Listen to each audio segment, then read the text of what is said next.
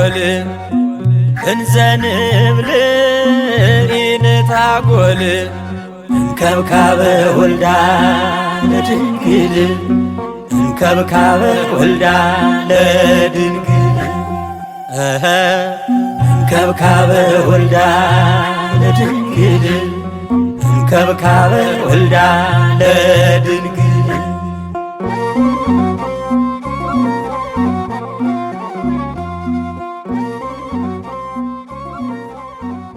حجي نابتي كنت مدق نايز تأزاز نمصع نحلف مالت حجي كم تعنتو زنبنا يو أبل علي أب سماي كابزولو أب تحتي أمدرو كابزولو أم مايكا أب تحت مدرو كابزولو مثلن سئلن توقع مثلك نقبل كم زي جبا كي عايش سجدلهم عايش تقولهم دما أنا إخزابير أملاكك أنا أملاك هيلو نيرنال إذا حجز أنت عايز نقرنا أنتيلا بقندو أملكوت أوت كم زي جبا عايز نقرنا زلو أملكوت أوت كم زي جبا كنملخو إلنا زخون عيت مثل السئلن كاين قبل يخلق لنا حجي أب سماي كابزلو أب سماي كمزلو كم تعنتو زبالكم أب سماي انتا يمزلو صحاي ورحلو ويا عواف اللو أب تحت مدر كابزلو عراويت اللو عبعور اللو عندنا خا أم ماي كابزلو خا عساتات اللو وش احنا قرات اللو مالت حجي بفلاي أب زوريا إسرائيل وياز نبرو أحزاب انت عينت عملو خط أعطيكا عملو ناتهم سوم كملو طاوتهم كملو خون كلويكا توم عمالقتي لهم نسوم زحاسب لهم سجد لهم زقلقلهم عمالقتسي انت زي مسلوني انت لنا قالمكم نعوك نردوان كنا زيادة نزل تاريخي نزل زيادة خردانا حجي نعوت بقبس عن حجميرنا قبس اوين حدا كابت زملخوا عملا ابيس زبلويكا ابيس يزبحال اذا ابيس زي بمثلي قرن زلوا بعراي زسرح بخوم يمزملخو نيرم نخوم يوم كمان حذكروتهمكم اسرائيلاويان موسى 4 معالتكا ومسسورسي مجمرتا زسرحو نايطاوت مسنتاي نيرنتيل ناسي مثل مراخ نيرو نمنتاي تيلكم اب قبص يريموس لازمصيو حجر ايو حدا كابتوم ابنت نوسو زلنا اب مريت كاب زركبو نغراتمو وسيتكاس ناب املخوت اوت كتقيرو زخلكا نغرات انتيلنا حدا خابو كم الحجي زبالكم قبصاين زملخو زنبره ابيس لم زصولو بمثل بعراي زسرح بمثل مراخ ويكا بمثل بعراي زسرح مثل طاوتيو نعو يمكا زسجدلو زمسغنوو زغلغلو زنبرو مالتيو اسرائيلاوين كالك عكاب قبص مسوصوخا مجمرتا زغبرو املخوت اوتيلنا نعو مثل بمباري كالاي ازوم كنعاناويان ابزريوم زنبر كنعاناويان دحرينا يوم كا نسوم زملخو املاك بعل زبحال املاك نيرو زحالف غيزيون تنكفلكمال ابز قند تناقد دست يكوسد از بعل زبحال بمثل بعراي ويكا بمثل مراخ يزسال زسرح زغلمكم زي از بفلاي زطاوت زي اب كنعانن ابتوم فينكي زبحالو از بعل اسرائيل اب ليبانوس اب سوريا زملخ نبره ناي كنعاناويان املاخيو እዚ ኣምላኽ እዚ ናይ ማዕበላትን ናይ ፍርያምነትን ኣምላኽ ተባሂሉ ይጽዋዕ ክሳልን ከሎ ከዓ ብናይ ሰብን ብናይ ምስሊ ብዕራይ እንዲሮም ኣዋሃይዶም ይሰርሕዎ ወይ ከዓ ሓደ ዋንካ ብምስሊ ብዕራይ ይሰርሕዎ ሓደ ግዜ ከዓ ብምስሊ ሰብኣይ ይሰርሕዎ ፍልቅ ሰብነቱ ሰብ ይመስል ካብ ክሳዱን ላዕለ ከዓ ብዕራይ ቀርኒ ዘለዎ ጌርካ ይስራሕ ነይሩ ነዚኦም ዘምልኹ ዝነበሩ ማለት እዩ ካልእ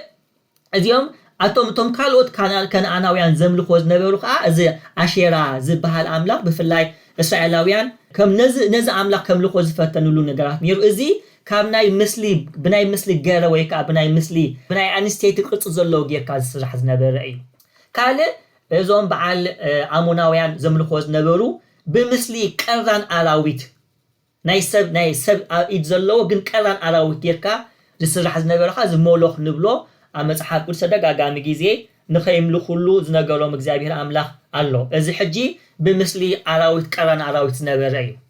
ሕጂ ራእዮ ነዚ ሕጊ ዝኽነግሮም ኮሎስ ካብኦም ርኢኹም ስከም ዝኸይትገብሩ ብፍላይ ካብ ፍልስጥኤማውያን ዘምልኹ ዝነበሩ ካለ አምላኽ ካንተ ያኔሩ ዝዳጎን ንብሎ አመጽሐፍ ቅዱስ ኣለና እዚ ከዓ ፍርቂ ሰብ ፍርቂ ዓሳ እዩ ዝስራሕ ነይሩ ሕጂ ራእዮ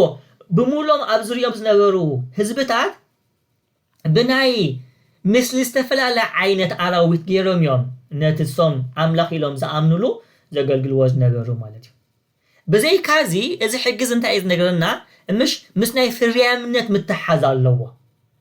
مسناي في الريامنت حجك زي أبي تعمل أنت إذا لهم زلوا نعي رأخم من المخ بنعيكم جيركم تملكون سعيد فتنو بزوم نايتم أبزريكم نايزلوا أكايد ريقكم سي بقوم أمسك أجزاير كم زي زمسلوا مو نحنا خمز نقبري لكم كم وقت قبلوا كيت فتنيلو بقنديز نقرنا نازل حجي بزعبا عملوا أوت زملكن أعتقدامي كفال نطر جيرس لتزاركو بزح حيدقموني جن حرف الشاوي كابت حالة فجزي زوسنياتن كندك نقولكم مال حجي طاوت زبهال جدا مثل زلوا مو أبجزها خوفا بالكا تصدلوا تايكونن طاوت زبهال انكل لاي سلطان طاوت كون كم زخل حدا نجر كفرحي تبجسكا تقلقلون تفرحون تحكون كان حدا نجر اتنجرتنا عبا في وقت طاوت كون الله مالتيو لازم السون بوتا هو كم زي قبعنا ويكا نحد سبت لزفة خايو مش كان مفتاو تلعل كويكا تقمس لتركب الكاسي إنني أجزي أبير أملاك بوتا نحد سويكا نحد فوتو سب نحكون كا اتسبتي اتفتاو يخاتي طاوت كون نخومي قويتا مدحيناني يس كريستوس مش نعايل ويكا نمنجست أملاك يلو نبو وين نديو وين سبيتو وين قرهو زي نعق تهاليس نعايبك يعني للنايو لذي كم زي ناي فتوات حيزنا خمان نتوم بفتوات نفوتو ميكا نخبرهم سوا نناي أملاك بوتا كنبوم نحفتينا نسوم طاوت يمزخونو جنزب طاوت يزحل في جزية زاري مناينا ناي تقما ترخبوا النجارات طاوت كون نخيليو إذا كل نجارات مالتيو بزي كازي فتوتني عالم مش يعقوب تايز بلنا فغلنا عالم سنا أملاك تصل مخان دو عيتفلتونيكم إنبار فتاو عالم مخانسي زدالس نسو صلا أملاك كونيو لازم عالم فكر بعلو أملاك طاوتيو أبي يوحنس كمان كم يزبلنا حكاي قدامي ملقت يوحنس معرف حموش تفقد ربعته نعلمس ويس نتاب عالم زلو أي تفتو حدا كان عالم انت فتوى فقر أبو يقولون كل تاب عالم زلو فتوة سجان فتوة عينتن نبرة تعبيتن ازي كاب عالم ايو انبري كاب عملاق ايكونن عالم تحلف ايا فتوة تاخا اتفقادنا عملاق زقبرقنا نزل عالمين بمبال فتوة عالم كمان بعلو طاوت كون كم زخل كالي نجزع السخا مملاخ ننفسخا كم طاوت غير كم مملاخ مالك بقى انا خمزي الكا نفسخا ابزيد اللي بوتا امنا اكزابير املاخ بوتا كتوسدا مفتان زعابي دا منيو ادم زغبرو زعابي جيغان سينير ادم اب كن اكزابير املاخ زغلغلو نتا اصبلس بليعوسي اب كن اكزابير نسو املاخ كون دريو سيطان مصو خزاربن كله اند حل بليخا كم املاخ كتكوني خايلوا ادم كا كوم تمني نتا اصبلس بليوا كم تنفلطو غنا ايكونن املاخ خونسي ጥራዩ ተሪፉ ጸጋ አምላኽ ይካወር ይحقو ስለዚህ ነገዛ እስኻ መምላኽ በዓሉ ዚ ኣብዚ ሕጂ ዋንካ ዝሓለፈ ግዜውን ተንኪፈልኩም ነይረቆሉ እዚ ንሰይጣን ናይ ጥንቆላ ናይ ኣምልኾ ጣዖትን ዝዓጎል ምድር ባይን እንዲዩ እዚ ከምዚ ዓይነት ነገር ዝኣመሰለ ኩሉ ጣዖት ስለዝኾነ ጣዖት ብኩል ነገርና ክንርሕቆ ከም ዝግባአና ጣዖት ኣብ ህይወትካ እንድሕር ኣትዩ ጣዖት ዘምልኽ ሰብ ነቲ ጣዖት ይዝመስል ስለዚህ ነዚ ነገር እዚ የረዳአና ማለት እዩ ካልእ ጣዖት ዝበሃል نحدا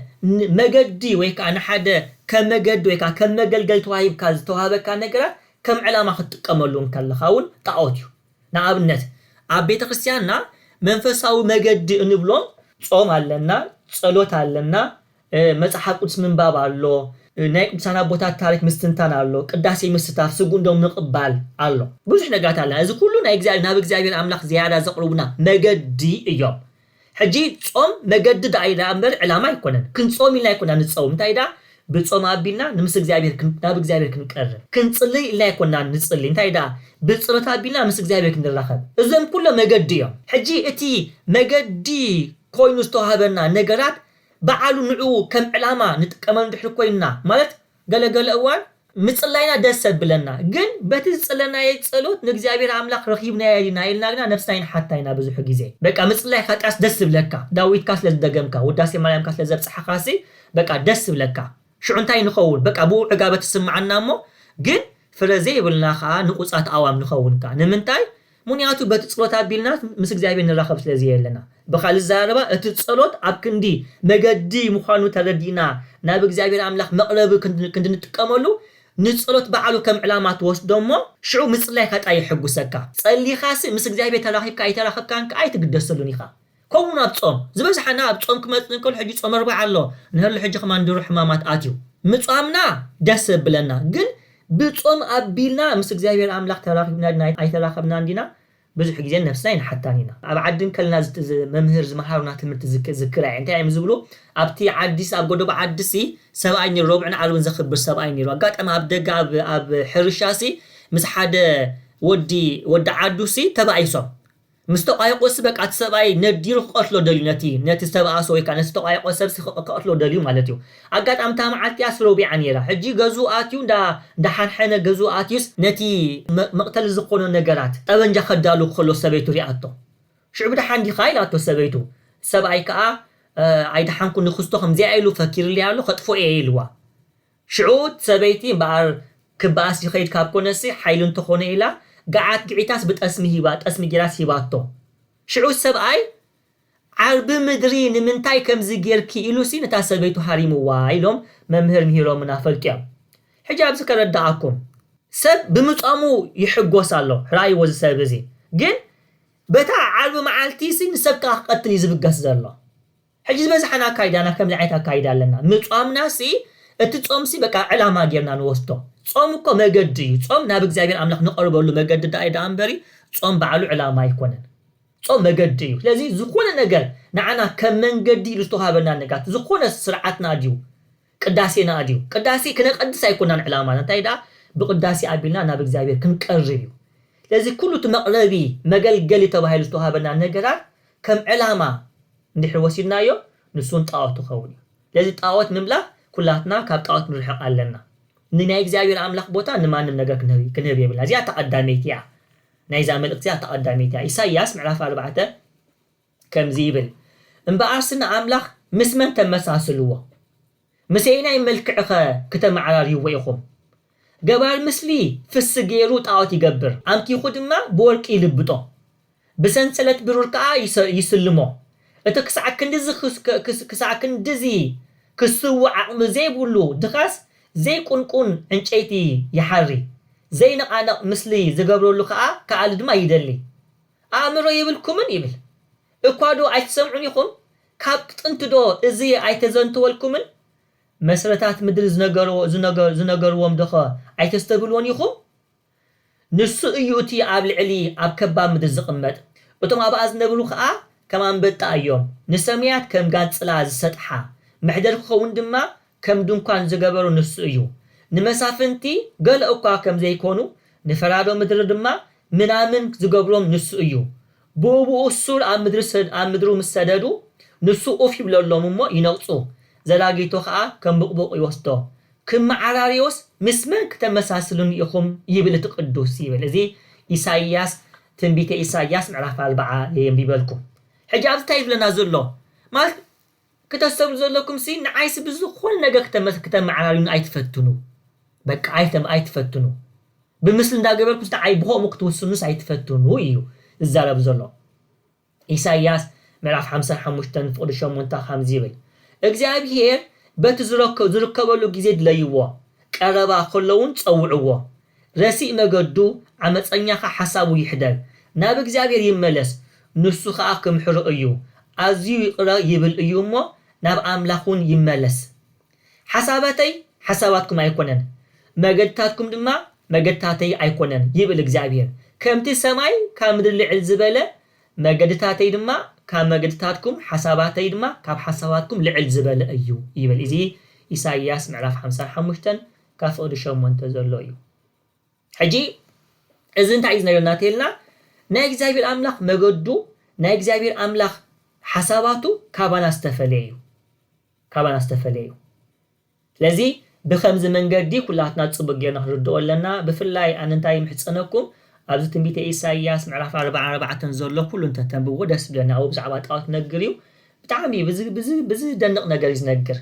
ስለዚ ተቐዳመይት ናይዚ ሕጊ ቀንዲ መልእኽቲ ጣዖት ነምልክ ከም ዘይግባአና እዩ እቲ ካልኣይ ነገር ግና ንእግዚአብሔር ኣምላኽና ከመይ ጌርና ክነምልኾ ከም ዘለና ከዓ ትነግረና እዛ ትእዛዝ እዚኣ ሕጂ ናይ እግዚአብሔር ኣምላኽ መንነቱ ምሽ እግዚአብሔርስ ንሕና ይኮናን ተመራሚርና በፂሕናዮ እግዚአብሔር ባዕሉ እዩ መንነቱ ገሊፅልና ንሕና ይኮናን ናብ ሰማያት ኬርና ኣበየለኻ እግዚአብሔርና ደሊና ረኺብናዮ እንታይ ዳ ንሱ እዩ ስጋ ሰብ ለቢሱ መፂኡ ንዓና ረኺብና ንዓይ ዝረኣይ ነቦ ረኣይሉ ከዓ ናባና ተገሊፁ ቀደሙን ብዝተፈላለየ መገዲ እንዳተገልፀ ንእስራኤላውያን በነቢያቱ ዝነገሮም ብመልእኽቱ ዝመርሖም ንሱ እግዚአብሔር ኣምላኽ እዩ ብዝተፈላለየ ኣጋጣሚታት ከዓ ብዝተፈላለየ መልክዕ እንዳተገጸኻ ይዛረብ ነይሩ እዩ ሕጂ እግዚአብሔር ንሙሴ ንሕዘኪርኩሞ ኣብታ ቁጥቋጥ ኮይኑ ተዛሪብዎ ብቁጥቋጥ ኮይኑ ተገሊጹ ተዛሪብዎ ብዝተፈላለየ መንገዲ እዩ እግዚአብሔር ኣምላኽ መንነቱ ገሊጽና ሕጂ ኣብዚ ሓደ ነገር ክረዳእኩም ዘለና እዩ ንሕና ኣይኮና ንእግዚአብሔር ኣምላኽ ፈሊጥና ዝረኸብናዮ እግዚአብሔር ባዕሉ እዩ ናቱ መንነቱ እንታይነቱ ንዓና ዝገለጸልና ስለዚ እግዚአብሔር እቲ እንኮ ፈጣሮ ከም ዝኾነ ንሱ ባዕሉ እንታይነቱን መንነቱን ካብ ገለጸልና ነቲ መንነቱ ዝገለጸልና ኣምላኽ ክነምልኾ እንከሎና ከዓ በቲ ንሱ ዝገለጸልና መገዲ ጌርና ዳኣይና እነምልኾ ዳኣ እምበሪ ንሕና ብዝተጣበብናዮ ንሕና ብዝደለናዮ መንገዲ ንዑ ክነምልኾ ኣይግባአናን እዩ እግዚአብሔር ኣምላኽ መንነቱ ባዕሉ ስለዝገለጸልና ከመይ ጌርና ክነምልኾ ከም ዝግባአና ከዓ ባዕሉ ንሱ ጥራይ እዩ ዝነግረና ንኸምኡ እዩ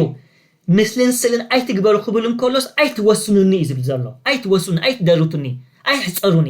እዩ ዝብል ዘሎ ምሽ ምስሊ ጌርኩ ብናይ ምስሊ ሰብኣይ ብናይ ምስሊ ሰበይት ወይ ከዓ ብናይ ምስሊ እንስሳ ጌርኩምስ በቃ እግዚአብሔር ከምዚ እዩ ኢልኩም ጣይሲ ብኡ ከይተዓፅውኒ ኣይከውን እዩ ዝብል ዘሎ ብኸምኡ ከይተሓፅውኒ እዩ ዝብል ዘሎ ንኸምኡ እዩ እቲ ዝገርም ማለት ንሙሴ ነቲ 10 ትእዛዛት ምስ ነገሮ ዳርጋ እቲ ዝተረፈ ኦሪት ዘጸአት ብፍላይ ኦሪት ዘጸአት ምዕራፍ 25 ጀሚርና ክሳብ ምዕራፍ 31 ዘሎ እንድሕር አንቢብናዮ እግዚአብሔር ኣምላኽ ብዛዕባ ስርዓተ ኣምልኾ እዩ ዝነግሮ ማለት እቶም ህዝቢ ንእግዚአብሔር ኣምላኽ ከምልኾ ክቐርቡ እንከለውሲ ከመይ ጌሮም ከቕርቡ ከም ዝግባእ እዩ ዝነግሮ ንኣብነት ድንኳን ኦሪት ክስራሕ እንከላ ከመይ ክስራሕ ከም ዝግባኣ እዩ ዝነግሮ ንኣብነት እቲ እዚ ታሪክ እዚ ዘንብበልኩም ዘለኹ ኦሪት ዘጸአት ምዕራፍ 25 ክሳብ ምዕራፍ 31 ዘሎ አንብብዎ ንኣብነት ኦሪት ዘጸአት ምዕራፍ 25 ክንመጽእ እንከልና ብዛዕባ ደብተራ ኦሪት ነግር ማለት ኣብ ማእኸልኩም ክሓድሲ ድንኳን ስርሑለይ ይብል እግዚአብሔር ኣምላኽ ሽዑ ድንኳን ከመይ ጌራ ክስራሕ ከም ዝግባኣ ኣብ ምዕራፍ 25 ካብ ፍቕዲ 10 ክሳብ ፍቕዲ 22 ታቦት ሳንዱቅ ክሰርሕ ከም ዝግብኦ ነቲ ሳንዱቅ ብውሽጥን ብደገን ብወርቂ ክልብጦ ከም ዝግብኦ ብደገ ድማ እንታይ ዝበሃል ክቢ ዝኾና ዓንኬል ክሰርሕ ከም ዝግብኦ በቲ ዓንኬልካ ተወርዋሪ ክኣቱ ከም ዝግብኦ እቲ ተወርዋሪካ መሰከም መጾር ከም ዝኸውን ሽዑ እቲ ጽላት ኣብ ውሽጢ ከቐምጦ ከም ዝግባእ ነቲ መና ኣብ ውሽጢ ከቐምጦ ከም ዝግባእ ናይ ኣሮን በትርታ ማይ ከይሰተየት ዝጠጥዐት በትሪ ኣሮንካ ኣብ ውሽጢ ክገብራ ከም ዝግብኦ እንደገና ከዓ ኣብ ልዕሊኡ ከዓ መኽደን ክገብረላ ከም ዝግብኦ ኣብ ልዕልቲ መኽደን ድማ ናይ ኪሩቤል ምስሊ ዘለዎ ኪሩቤል ክገብር ክልተ ኪሩቤል ነንሕዶም ዝጣመቱ ክገብር ከም ዝግብኦ ይነግር ሽዑ ጽንሒሉካ ብዛዕባ ናይ ሰደቃ ጣውላ ክነግሮ እዩ ብዛዕባ ቀንዴል ናይ 7 ቀንዴል ክነግሮ እዩ እዚ ሕጂ ኣብታ ምዕራፍ 25 ጥራይ ዘለ ዝነግረኩም ዘለኹ ምዕራፍ 26 ድሕከድኩም ብዛዕባ ናይ ድንኳን ክነግሮ እዩ ካብ ምንታይ ካብ ናይ ሰማያዊ ዶ ሊላ ዶ እንዳበለምሽ ከም ዝጌርካ ኣኪብካ ነቲ ድንኳን ከመይ ጌሩ ብከመይ ዓብ ዝበለ መልክዕ ክሰርሖ ከም ዝግባእ ክነግሮ እዩ ሽዑ ጽንሒልና እንታይ ዝነግር ብዛዕባ መስዋዕት ዝቀርበሉ ካብ ኣስራዝ ተሰርሐ መስዋዕቲ መቅረቢ ኣብ ምዕራፍ 27 ዘሎ ማለት እዩ ምዕራፍ 28 ክሳብ ምዕራፍ 29 ዘሎ ድማ ብዛዕባ ካህናት ብዛዕባ ስርሖም ብዛዕባ ልብሰ ተክህኖ ብዛዕባ ስልጣነ ክህነት ከመይ ጌሩ ክቐርቦም ከም ዝግባእ ክነግሮ እዩ ምዕራፍ 30 ክንመጽእ እንከልና ከዓ ብዘይካቲ ካልእ ኣብ መቅደስ ዘድሊ ነገራት ንዋያተ ቅዱሳን ክነግሮ እዩ ብዛዕባ ናይ ዒጣን መዕጠኒ ብዛዕባ ምጽዋት ናይ መቅደስ ዝወሃብ መውሃቢ ብዛዕባ ስርዓት ምሕጻብ ኢድ ብዛዕባ ኣዳልዋ ቅዱስ ዘይቲ ኣዳልዋ ዕጣን ኩሉ እዚ ነገራት እዚ ዝነግሮ ሕጂ ረኣይዎ ነዚ ኩሉ ክሰርሕ ከዓ በሳልኤል እዩ መንፈስ ቅዱስ ዝሕድረሉ እግዚአብሔር ኣምላኽ ሕጂ ኣብዚኣ ምዕራፍ 31 ናብቲ መወዳእታ ከዓ ብዛዕባ ታ 7 መዓልቲ ኩሉ ሰብ 7 መዓልቲ ክሕልዋ ከም ዝግባእ ይነግር ሕጂ ረኣይዎ ኣብዚ ካብ ምዕራፍ 25 ጀሚሩ ክሳብ ምዕራፍ 31 ዘሎ ምዕራፋት ብምሉእ ብዛዕባ መቅደስ እዩ ዝነግሮ ሕጂ መንነቱ ምስ ገለጸ እግዚአብሔር ኣምላኽ ሱቕ ኣይበለ እንታይ ዳ ንዓይ ከተምልኸኒ እንድሕኮንካ ከምዚ ጌርካ ኣምልኸኒ ብምባል በትናትና ድሩት በትናትና ውሱን በትናትና ሕጹር በትናትና ስንኩፍ ዝኾነ ኣምልኾ ዓይነት መንገዲ ዘይኮነሲ በቲ ንሱ ዝገለጸልና መገዲ ጌርና ኢና ክነምልኾ ከም ዝግባአና ቅድም ንሙሴ ነጊርዎ ብሙሴ ኣቢሉካ ንዓና ነጊርና ብፍላይ ንሙሴ ክነግሮም ከሎ እንታይ ዝብሎ መስለኩም ከምታ ኣብቲ ከረን ተራእየካ ምስልታት ክትገብሩ ካ ጠምቶ እዩ ዝብሎ ከምቲ ኣብቲ እምባ ዝረኣኻዮ ምስሊ ጌርካ ብጥንቃቄ ስርሓዮ እዩ ዝብሎ ንሙሴ እዚ ኦሪት ዘጸአት ምዕራፍ 25 ብኻልእ ዘረባስ ንሙሴ ክነግሮን ከሎሲ ንሙሴ ከመይ ክትከውን ከም ዝግባእ እንዳራ የርእዮ ዘሎ ማለት እዩ ሽዑ ነዚ ክዛረብ እንከሎ ዋላ ቅዱስ እስጢፋኖስ ታይ ይመስለኩም እቲ ንሙሴ ዝነገሮን ንሙሴሲ ከምታ ዝረኣያ ምስሊ ገይሩ ክሰርሕ ዝኣዘዞ ድንኳን ምስክር ኣብ በረኻ ምስ ኣቦታትና ነበለት ይብል እዚ ግብረ ሐዋርያት ምዕራፍ 7 ሕጂ ዋላ እስጢፋኖስ ታይ ዝነግረና ዘሎ ሙሴሲ ነታ ምስሊ ነታ ደብተራ ድንኳን ክሰርሕ እንከሎ ኩሉ ናይ መቅደስ ናውቲ ክዳሉ እንከሎሲ ከምታ ዝረኣያ ገይሩ ዳልይዋ ሕጂ ንምንታይ ክብል እንከሎ ነዚ ክምልስ እንከሎ ቅዱስ ጳውሎስ ታይ ይብል ንሳ ይብል ናይታ ሰማያዊት ምስልን ጽላሎትን ዘገልግሉ ንሙሴ እታ ድንኳን ክገብር ክደል እንከሎ ብራእይ ከም ተባህለሉ ኩሉ ከምቲ ኣብ ከረን ዝረኣኻዮ ምስሊ ክትገብር ኣስተብህል በሎ ይብለና እዚ ቅዱስ ጳውሎስ ኣብ ናይ ዕብራውያን መልእክቱ ምዕራፍ 8 ዝተዛረበ እዩ ሕጂ ኣብዚ እንታይ ዝብለና ዘሎ ቅዱስ ጳውሎስ ሙሴሲ ልክዕ ከምታ ዝረኣያ ጌርካ ስራሕ ክብሎ እንከሎሲ ንሳሲ ናይታ ሰማያዊት ምስልን ጽላሎትን ስለዝኾነት ይብል ብኻልእ ዘረባሲ ነቲ ኣብ ሰማያት ዝህሉ ስርዓተ ኣምልኾሲ እግዚአብሔር ኣምላኽ ገና ንሙሴሲ ኣብ ምድሪ ኮይኑ ክጅምሮ ከም ዝግባእ ይነግሮ ኣሎ ብፍላይ ራእይ ዮሐንስ እንድሕር አንቢብኩም ትንቢተ ኢሳያስ ምዕራፍ 6 ተንቢብኩም ኣብ ሰማያት እንታይ ዓይነት ስርዓተ ኣምልኾ ከም ዘሎ እዩ ዝነግረና ዝገርመኩም ከዓ ቤተ ክርስቲያን ከዓ ከምኡ ከምቲ ንሙሴ ዝተገልጸሉ ስርዓተ ኣምልኾ ጌራ እያ ምክንያቱ ምስሊ ናይታ ሰማያዊት መቅደስ ስለዝኾነት ልክዕ ከምኡ ጌራ ቤተ ክርስቲያን ከምቲ ንሙሴ ዝተገልጸሉ ጌራ ብኡ ጌራ እያ ነቲ ስርዓተ ኣምልኾ ብውሕዱ ኣብቲ መቅደስ ኣሰራርሓ ኩሉ ነገራት እዚ ነቲ ሙሴ ዝተገልጸሉ እያ ትኽተል ኣብ ናይ ቤተ ክርስቲያንና ኩሎም ዝብሃል ጸሎት ኣለና እዚ ኣብ ግዜ ናይ ለይቲ ዝቐርብ ሰዓታት ኣብኡ ክልተ ዲያቆናት ወጽኦም ናብ ቅድሚት ወጽኦም ዝዝምርዎን እንዳተቃበሉ ዝጽልይዎን ዘዚምዎን ዜማ ኣሎ ኣብዚ እንታይ ይብል ሓደ ካው እንታይ ዝብል ወባቲ ለዛቲ ቤተ ክርስቲያን ናይዛ ቤተ ክርስቲያን እዚኣሲ ስርዓተ መላእክት ኣርአያ ዘበሰማያት ናይ መላእክቲ ኣርአያ ዝኾነስ ናይ ሰማያት ስርዓት ይዘለዋ ቤተ ክርስቲያን እሰ ትትመሰል በጽራር ኣርያም ዘላዕሉ مش ቤተ ክርስቲያንሲ ናይታ ኣብ ላዕሊ ዘላ ናይ ጽራ ኣርያምስ ብኡያ ትምሰል እንዳበለ እይዝ ነግረና ስለዚ ኩሉ ናይ ቤተ ክርስቲያንና ማለት ንሙሴ ናይታ ሰማያዊት ነገር ናይታ ኣብ ሰማያት ዘላ ምስሊ ስለተገልጸሉ ቤተ ክርስቲያንካ ነቲ ናይ ሰማያዊ ኣርአያ ዝኾነ ነገራት ትኽተል ካብ መቅደስ ጀሚርካ ኣሰራርሓ ጀሚርና ክንከይድ ከልና ቅድስተ ቅዱሳን እቲ ቅድስት እቲ ቅኔ ማህሌት ዝበሃል ኩሉ ከምቲ ኣብ ሰማያት ዘሎ መቅደስ እዩ እዚ ኣብ ራእይ ዮሐንስ አንብብዎ ዕብራውያን ከአንብብዎ ከምኡኻ ከምዚ ሕጂ ዝረኣናዮ ኻ ኦሪት ዘጸአት ምዕራፍ 15 ከአንብብዎ ወላት ናይ ቤተ ክርስቲያን ቅርጽ ኣሰራርሓስ ከምኡ እዩ ናይ ቤተ ክርስቲያን ቅርጽ ኣሰራርሓ ወይ መርከብ ቅርጽ ኣለዋ ብደገ ማለት እየ ወይ ከዓ መስቀላዊት መሰረታት መስቀል ኣሎ ወይ ከዓ ክቢ እዩ ክቢ መጀመርታ መፈጸምታ ስለዘይብላ እዩ ከምኡ ምልክት እዩ መስቀል ከዓ ናይ ክርስቶስ ስጋ ስለዝኾነት ያ ቤተ ክርስቲያን ምሽ ስጋ ክርስቶስ ያ ትበሃል ከምዚ ጌርካ ይዝስራሕ ቅዳሴኣ ኩሉ ካብ ናይ ራእይ ዮሐንስን ካብ ናይ መዝሙር ዳዊትን ዝተወስደ እዩ ኣብ ቤተ ክርስቲያንና ሓደ ካብቲ ቀጻሊ እነዚይሞና ኣብነት ቅዱስ ቅዱስ ቅዱስ እግዚአብሔር ጸባኦት ፍጹም ሙሉእ ሰማያት ወምድረ ቅድሳተ ሰባሃቲከ እቶም ኢሳይያስ ናይ እግዚአብሔር ኣምላኽ ዙፋን በትናቱ ግርማ መሊኡ ምስራኣዮሞ እቶም ሽዱሽተ ኣኽናፍ ዝነበሮም ሱራፌል ነንሕዶም ዳተጠማመቱ ነንሕዶም ዳተቃበሉሲ እቲ ሓደሲ ቅዱስ ቅዱስ ቅዱስ እግዚአብሔር ጎይታ ሰራዊት ምድሪ ኩላ ብልክስኻ መሊኣ ኣላ እንዳበለ እንዳ እቲ ሓደ ይዝምርሞ እቶም ሓደኻ ይቕበሉ የማነ ጸጋም ዳተቀበሉ እዮም ዘመስግንዎ ኣብ ራእይ ዮሐንስ ከማን ከምኡ ይነግረና ብዘይኩኻ ኣብ ራእይ ዮሐንስ እንታይ ይነግረና መስለኩም እቶም 24 ካህናተ ሰማይ ኣኺሎም እንዳውለዱ ነቲ ገንሸር ክሰግዱሉ እንከለዉ ዝዝምርዎ መዝሙር ኣሎ እገርመኩም ኣብ ቤተ ክርስቲያንና እቲ ቅዳሴ ብሙሉኡ ካብ ከም ዝተወስደ እዩ እቲ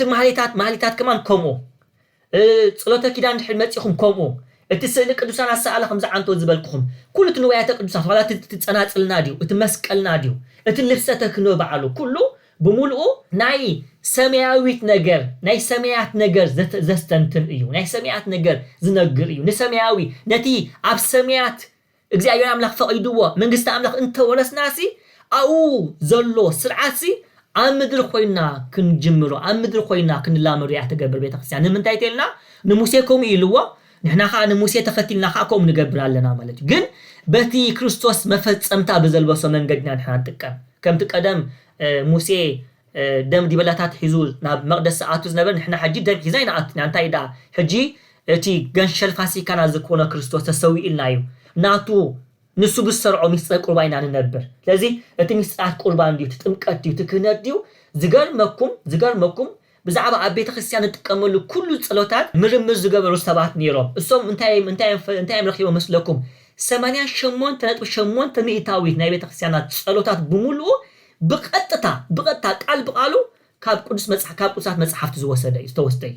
እቲ 11 ሚእታዊት ከባቢ ድማ በተዘዋዋሪ መንገድ ዝተወስደ እዩ ሕጂ ከምዚ ሕጂ ዓንቶ ዝበልኩምቲ መላእክቲ ነንሕዶም ዝመስግንዎ ዝነበቱ ቅዱስ ዝብል ሕጂ ናብነት እሱ ኣብ ቅዳሴና ኣብ ኪዳንና ኣብ ሰዓታትና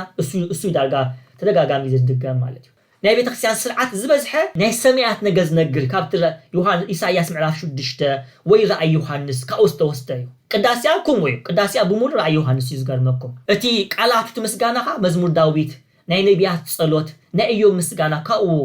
ዝተወስደ እዩ እቲ ስርዓተ ሚስጥራትና ናይ ቤተክርስቲያን በዓሉ እንድሕሪኢኹም ክነጠምቕ እንከለና በስመ አብን ወልድን መንፈስ ቅዱስን ኢልና ነጥምቕ እንደገና ሰብ ክትጥምቕ ከለኻ ኣብ ማይ ኣጥሊቕና ኢና ነውፅኦ ንምንታይ ተልና ናይ ጎይታ ምሽ ክትጥምቕ ከሎ ኣብ ማይ ኣትዩ ይወፅዩ እንደገና ኣቲና ምውፃናኻ ናይ ክርስቶስ ሞት ብሞቱ ንሓብሮ ከም ዘለና ሕጂ ራእይዎ እዚ ሕጂ ነጥብ ዝነግረኩም ዘለኹ ዳ ኣንበሪ ኣብዚ ትምህርቲ እዚ ናይ ቤተክርስቲያን ስርዓት ኣምልኾ ይኮና እንመሃዘልና ግን ቀንዲ ኣርእስቲ ክንወስዶ ኢለ ሚስጥር ቁርባን ሕወሲና ከም ሚስጥር ቁርባን ብህብስትን ብወይኒና ንምንታይ ተልና ጎይታ ዕለት ሐሙስ ነቲ ስርዓተ ቁርባን ክሰርዕ እንከሎ ህብስትን ወይንን ሂቦ ንህሎ ስጋይ ምንተኻትም ዝተቆርሰ እዚ ኢሉ ህብስቲ ሂብና እዚ ደመ እዩ ኢሉ ወይኒ ሂብና ንሕና ኸ ንዕወሲና ኸ ሚስጥር ቁርባን በዓል ስጉን ደሙሲ ንሱ ናይ ክርስቶስ ስጋን ደሙ ኢልና ንቕበል ማለት ስለዚ ስርዓተ ኣምልኾና ናይ ቤተክርስቲያንና ቀዳማይ ኣምሳል ሰማያዊ መቅደስ እዩ ኣምሳል ሰማያት እዩ ካልእ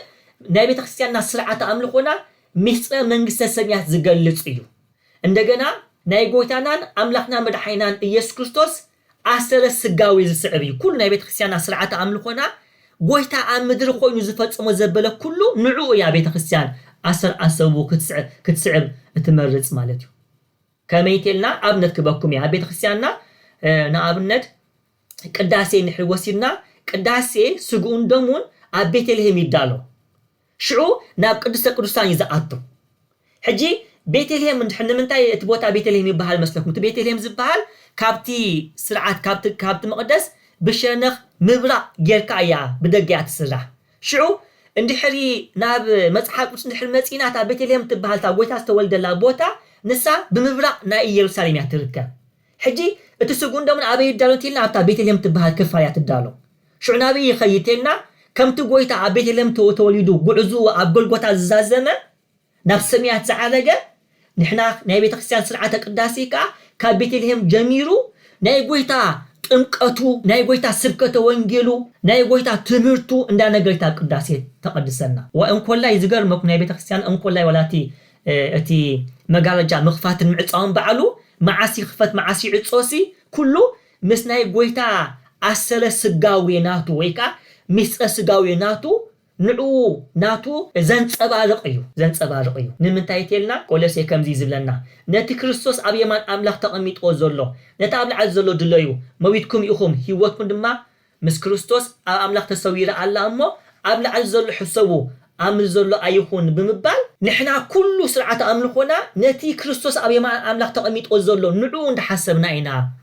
ነምልኽ ስርዓተ ኣምልኾና ቤተክርስቲያንና ኩሉ ግዜ ብሕጂ ኣስተብሉላ ብፍላይ ግዜ ኪዳንን ወላ ግዜ ቅዳሴን ከምኡ ይበሃል እዩ ኩሉ ግዜ ካንታይ ይመስለኩም ኣልእሉ ኣልባቢኩም ይብል ኣልባቢኩም ማለት ልብኹም ማለት እዩ ልብኹም ሰዓልዕላ ብልዎ ምስ በለቲ ካንታይ ዝብል ምእመናን ብንሃብ እግዚአብሔር ኣምላክና ኣቡነ ዘበሰማያት ናትናሲ በቃ ልብና ኣብ ሰማያት ኣብ እግዚአብሔር ኣቦና ኣሎ ኢልና ንምልስ ማለት እዩ ስለዚ እዚ ኩሉ ዝነገርና እንታይ እንተልና ናይ ቤተክርስቲያንና ስርዓተ ኣምልኾ ነቲ ጎይታ ሚስጥር ስጋዊ ናቱ ዝገልጽ ኣብ መሬት መጽኡ እንከሎ ዝገበሮ ኩሉ ኣካይዳ ንዑ ናቱ ነጸብራ ዓይነት ስርዓተ ኣምልኾ እዩ ዘለና ራብዓይ ናይ መወዳእታን ከዓ ናይ ቤተ ክርስቲያናት ስርዓት አምልኮ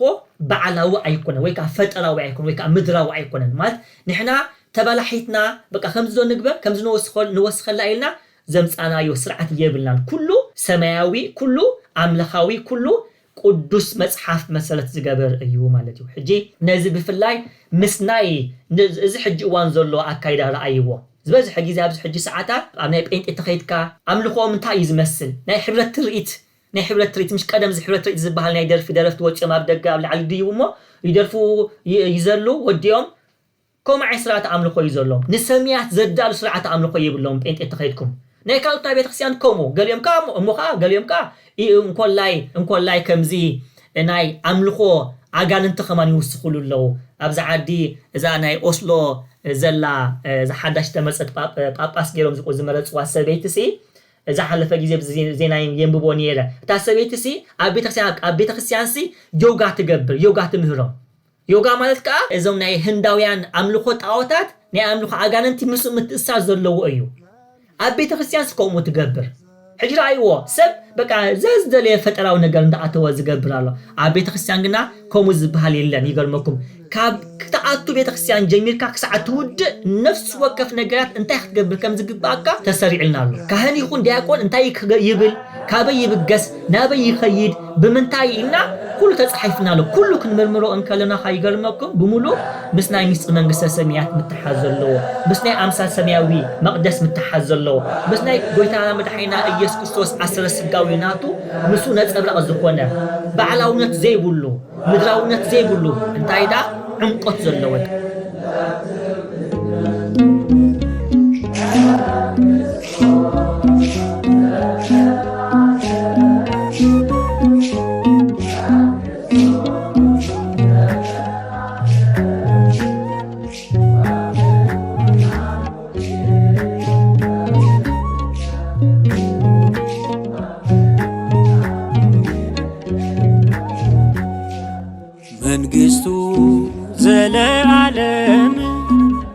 መንግስቱ ዘለዓለም ወምኩናኑኒ ለትውልደ ትውልድ ወምኩናኑኒ ለትውልደ ትውልድ መንግስቱ ዘለዓለም